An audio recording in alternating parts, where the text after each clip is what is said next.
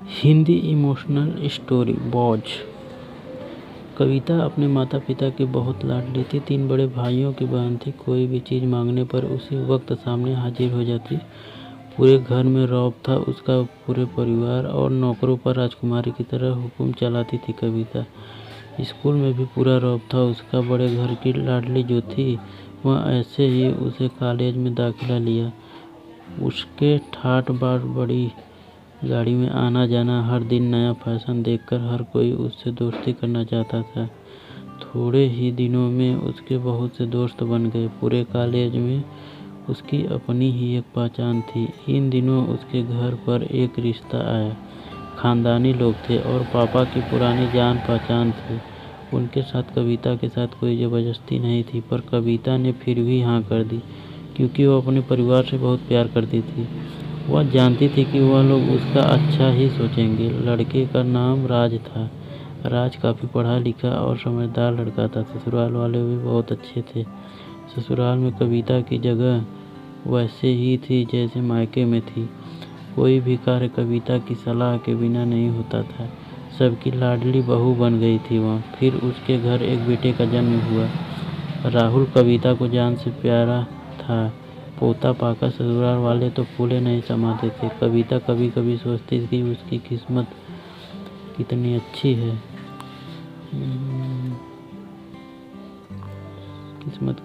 उसका हर अपना उसे कितना प्यार करता है। चाहे जीवन में कैसा भी समय आए, मेरे अपने हमेशा मेरे साथ हैं। मैं कभी अकेली नहीं हो सकती। कितनी खुशकिस्मत हूँ मैं। पर शायद कविता की खुशियों को उसकी अपनी ही नज़र लग गई थी। एक दिन वह अपने मायके जाने की जिद कर रही थी। राज को बहुत काम था, लेकिन वह फिर भी उसे ले गया। रास्ते में उनकी गाड़ी अन्य गाड़ी से टकरा गई। कविता, राज और राहुल बहुत बुरी तरह से जख्मी हो गए। काफ़ी दिनों के बाद इलाज के बाद राज और राहुल तो ठीक हो गए, लेकिन कविता पूरी तरह ठीक न हो सकी। सर पर चोट लगने के कारण वह अपनी आंखों की रोशनी खो बैठी। अब कविता किस्मत जैसे उल्टे पांव चलने लगी। मायके वाले कुछ दिनों तक उसे मिलने आते रहे, फिर कभी कभार फ़ोन ही करके पूछ लेते थे अब कैसी हो। धीरे धीरे ये सिलसिला भी कम होता गया। ससुराल वालों की सहानुभूति भी कम होने लगी। घर में किसी के पास बैठने के लिए कहती तो जवाब मिलता, मुझे बहुत काम है, अब हाथ नहीं बटा सकती तुम।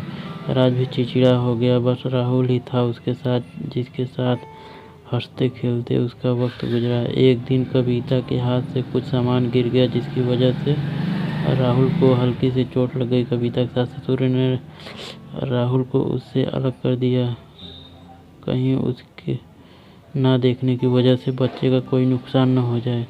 कविता अंदर से टूट चुकी थी। एक दिन उसके सबके सामने मायके जाने की इच्छा रखी तो राज तुरंत उसे मायके छोड़ आया, जैसे कि वह भी यही चाहता था, लेकिन राहुल को उसके साथ नहीं भेजा गया। कविता कभी राहुल से दूर नहीं रही थी। वह अपनी कमी के कारण उसने ज़्यादा बहस नहीं की। कविता को लगा कि वह 3-4 दिन वहाँ रहेगी तो थोड़ा हवा पानी बदल जाएगा, क्योंकि वह कितने दिनों से कहीं भी बाहर नहीं गई थी। घर वाले भी इतने दिनों तक बाद उसे देखकर कितने खुश होंगे। कविता घर पर पहुँचने पर सब लोग बहुत खुश हुए। खाने में सब कुछ कविता की पसंद का ही बना था। उसने अपने मम्मी पापा और भाई भाभीयों से दिल खोलकर बातें की। उनके छोटे छोटे बच्चे ने बस वह बहाना बना देती कि जानती थी कि उसके घर में अब उसके लिए कोई जगह नहीं है। चलते कुछ न वक्त नुकसान हो जाता। थोड़ी बहुत टोका टोकी उसे सुनाई देती, वो टाल देती। एक दिन उसके हाथ से लगकर एक कीमती फूलदान टूट गया। छोटी भाभी ने बहुत हंगामा मचाया। कविता के माता पिता रोज के झमेले में तंग आ गए थे। उन्होंने राज को खुद से फ़ोन कर बुलाया और कविता को अपने घर ले गए। कविता को अपने परिवार वाले से उम्मीद न थी। जिस कविता के कहे बिना घर में एक पत्ता भी नहीं हिलता था, उसके लिए अब वह बोझ बन चुकी थी। राज के साथ ससुराल आते वक्त वो बहुत खुश थी, क्योंकि वह अपने घर जा रही थी, अपने जिगर के टुकड़े राहुल के पास। परंतु वह खुशी के पल कुछ पल की थी। सारा बंदोबस्त किया, कविता को सीधे ऊपर कमरे में पहुंचा दिया। राहुल से दूर रहने की सख्त चेतावनी दी गई। एक काम वाली लता को उसकी जिम्मेदारियों की पर छोड़कर वो सब बहू और सबके लिए लाडली की बोझ बन चुकी थी। आज जब सुबह उठी तो उसे खिड़की से बाहर देखते ही उसका चेहरा मुरझा गया। अरे कहाँ चले गए सब? कल तो यहीं थे। इतने महीनों से रोज सुबह दोनों को उसकी आदत सी बन चुकी थी, और आज जब दोनों अपनी जगह पर नहीं थे तो आशी कुछ खाली खाली लग रहा था। सुबह सुबह बस वो दोनों सामने दिख जाते तो आशी का रोम रोम पुलकित हो उठता था, सुवाचित हो उठती है उसकी सांसों मन अद्भुत और लगता है। और खास बात इन सकारात्मक प्रभाव पड़ता है उसके मन मस्तिष्क पर।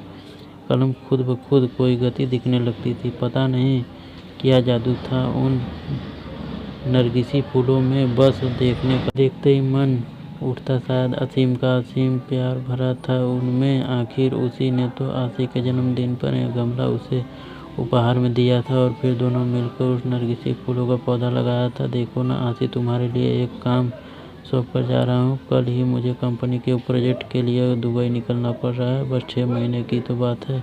फिर जाते ही झट मंगनी और पट गया। बस तब तक मेरी यादों की इस पौधे में संजोती रहना। असीम को आशी की बातों में उलझाना बड़े अच्छा से आता था। असीम बेशक चला गया था, लेकिन आशी और रोज बड़े अरमानों से उसके पौधों को सींचती रही। आशी की खुशी का ठिकाना उस वक्त नहीं था जब वह एक रोज सुबह उठी और उसके पौधे पर 2 खिले हुए पीले रंग के फूल को, दोनों फूल बिल्कुल एक दूसरे से जुड़े हुए थे, आशी और असीम की तरह। आशी रोज तुम उन फूलों को निहारती रहती और असीम को याद करती। आशी की रोज असीम से फ़ोन करने पर पता नहीं पिछले कुछ दिनों से क्या हो गया था, उसे पतझड़ का मौसम आ ही गया था। फूल भी मुरझाने लगे थे। आशी फिर भी आश्वस्त नहीं हो पा रही थी। बसंत की बहार भी छाने लगी थी, पर क्या हो रहा है इसी सोच में ध्यान नहीं रहा कि काफ़ी देर से बाहर घंटी पर आशी कहीं खो गई थी। दरवाजे पर कब से घंटी बजा रही थी, ध्यान पता